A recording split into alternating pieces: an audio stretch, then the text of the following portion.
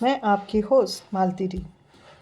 आज का हमारा 4th एपिसोड है जिसका विषय है अग्नि परीक्षा, आध्यात्मिक और जीवन का अर्थ। क्या अग्नि परीक्षा सिर्फ आग की परीक्षा थी या वह आत्मा की सच्चाई और शक्ति की परीक्षा थी? नमस्कार दोस्तों, आज हम बात करेंगे अग्नि परीक्षा के गहरे आध्यात्मिक अर्थ की।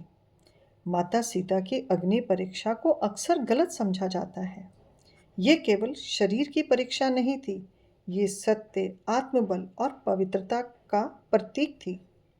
भगवान राम और सीता की कथा हमें सिखाती है, जीवन में हर व्यक्ति को कभी ना कभी अपनी अग्नि परीक्षा से गुजरना पड़ता है। अग्नि परीक्षा का आध्यात्मिक अर्थ। अग्नि हमेशा से शुद्धता का प्रतीक मानी गई है।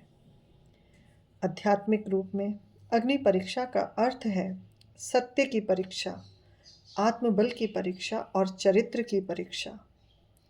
सीता माता ने दिखाया, अगर आत्मा सच्ची है तो कोई भी अग्नि परीक्षा आपको नुकसान नहीं पहुंचा सकती। जीवन में अग्नि परीक्षा कब आती है? हर व्यक्ति की अग्नि परीक्षा अलग होती है। रिश्तों में, विश्वास में, आत्मसम्मान में, कठिन परिस्थितियों में। कभी लोग गलत समझेंगे, कभी परिस्थितियां साथ नहीं देंगी। यही जीवन की अग्नि परीक्षा होती है। हम सब रिश्तों में किसी न किसी रूप में कभी न कभी परीक्षाओं में फंस जाते हैं। कहीं विश्वास को लेकर हम डगमगा जाते हैं और कहीं आत्मसम्मान को बचाने के लिए हम परीक्षाओं में चले जाते हैं। और कभी कठिन परिस्थितियां हमें ना चाहकर भी एक परीक्षा में डाल देती हैं।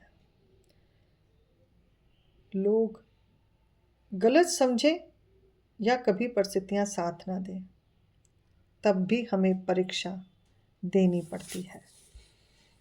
अग्नि परीक्षा से मजबूत कैसे बने?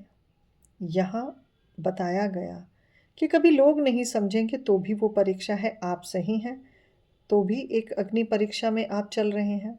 और कभी परिस्थितियां ही साथ नहीं देती हैं, तब उस अग्नि परीक्षा में हमें मजबूत कैसे बनना है, ये माँ सीता से सीख मिली।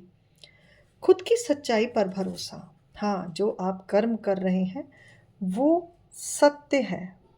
दूसरों की सोच से खुद को परिभाषित ना करें। दूसरे लोग आपके चरित्र, आपके व्यवहार, आपके कर्म पर यदि उंगली उठाते हैं तो भी आपको इस कर्म को नहीं करना। कठिन समय में शांत रहें। बहुत बड़ी परीक्षा यही होती है कि जब मन के अंदर द्वंद्व हो रहा होता है और वाणी पर मौन आ जाता है।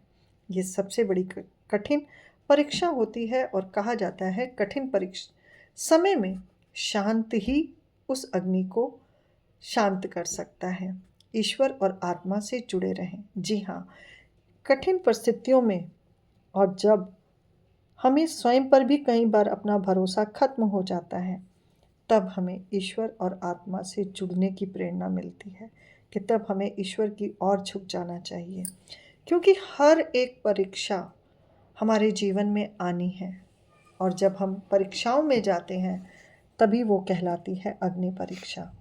सीता माँ ने अपने चरित्र की दी, अपने विश्वास की दी और उन्होंने अपने पति धर्म की, यानी कि जिस धर्म में वो एक राजा की पत्नी थी और राजा की जो आज्ञा थी उस पर भी उन्होंने उस परीक्षा को बताया कि एक राजा की पत्नी होने के बाद, एक राजा की आज्ञा में आने के बाद उन्होंने उस परीक्षा को दिया, क्योंकि उनको पूर्ण विश्वास था कि वो कहीं पर भी अपने चरित्र में अशुद्ध नहीं है और उन्हें पूर्ण विश्वास था अपने ऊपर।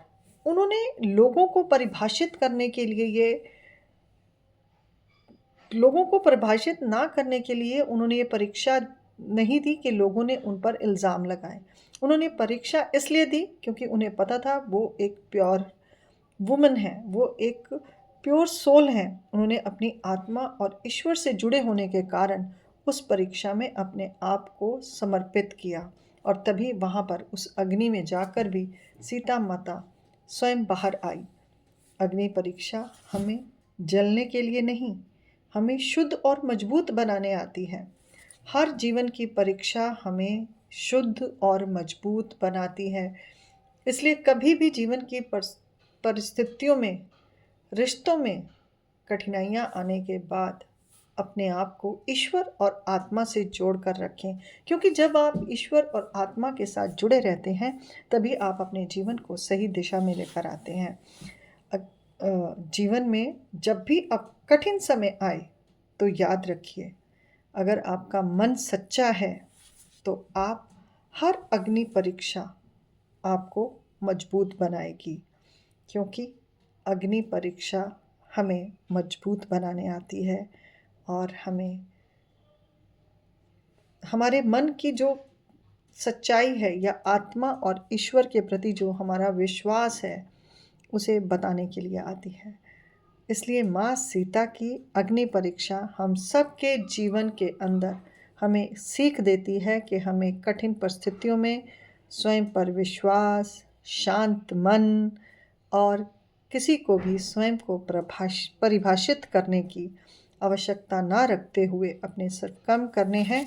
और माँ सीता की तरह जिस प्रकार उन्होंने ये परीक्षा दी, हमें भी उसी प्रकार उन परीक्षाओं में जाकर अपने जीवन को निर्मल और सत्य बनाना है।